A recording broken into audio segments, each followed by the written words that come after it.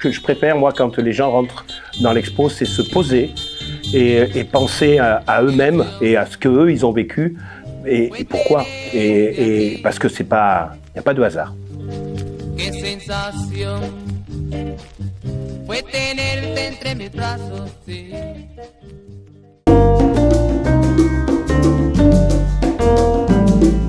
Mille et une vies, c'est ma femme qui a trouvé, on cherchait, et puis c'est vrai que c'est souvent les gens qui sont extérieurs d'une histoire qui peuvent des fois mieux la comprendre ou mieux ou trouver un titre ou trouver quelque chose. Et justement, ma femme, elle m'a dit, avec toutes les vies que tu as eues, avec toutes les histoires, avec tout ce que tu as fait, je pense que mille et une vies, c'est pas mal. C'est un peu des flashbacks, on ne vit pas dans le passé, mais les expériences servent et font l'homme que je suis maintenant, et font aussi le peintre, l'artiste que je suis, donc voilà, je pose ça dedans.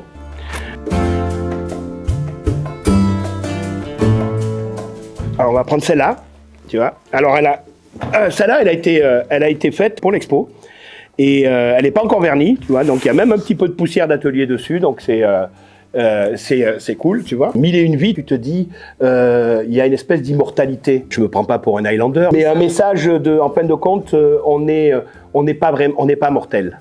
On a mille et une vies. Et donc le fait de mettre un cadre ancien, parce que je l'ai trouvé, c'est vraiment un cadre ancien, de mettre ensemble quelque chose de contemporain avec de l'ancien, ce splash, cette envie de sortir du cadre, cette envie de crier, mais pas de crier de haine, hein, la thérapie du cri, de l'énergie, de donner de l'énergie aux gens, de dire sortez du cadre, et puis en même temps, voilà, l'ancien, le nouveau, les mille et une vies, enfin tout ça, c'est, si tu veux, quand je travaille par exemple sur une expo comme la nôtre, je mets pas un petit détail où je dis tiens, alors ça, c'était ma première vie quand j'étais, je dis n'importe quoi, poissonnier, je mets un poisson, etc.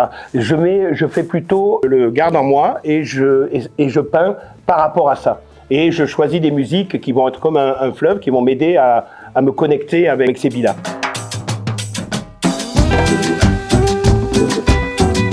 D'abord, c'est pas tellement des messages, c'est plutôt des questions. J'ai mes réponses à moi. C'est-à-dire que ça serait prétentieux de dire aux gens, voilà les réponses à vos questions. Voilà la vérité sur la vie. Voilà alors c'est ma vérité, parce que c'est toujours pareil, hein. On dit ce qu'on pense et donc on pense que notre vérité est la bonne, mais ça serait bien prétentieux tout ça. Mais le fait est, c'est que c'est plutôt plein de questions. Regarde ta vie, surtout pas vivre dans le passé, mais tout ce que tu as fait, c'est pour quelque chose.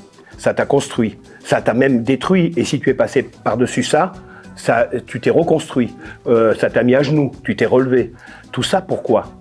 Il y a une phrase, je ne sais plus de qui c'est, qui disait « Il n'y a pas de hasard, c'est Dieu qui se promène incognito ». Tous les bagages qu'on a servent à quelque chose. Et c'est c'est pas pour le final, la mort, parce que c'est pas un final, ça, pour moi.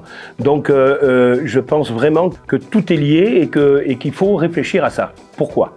Et donc, se poser des tas de questions, c'est toujours très intéressant. Et c'est surtout, il y a le doute à l'intérieur. Il y a tout ça, il faut un mélange de ça. Bon, il faut pas passer sa journée comme ça, parce que tu finis avec 10 Doliprane le soir. Mais sinon, c'est quand même intéressant de se poser ces questions-là et de pas laisser passer les journées juste à courir après le fric.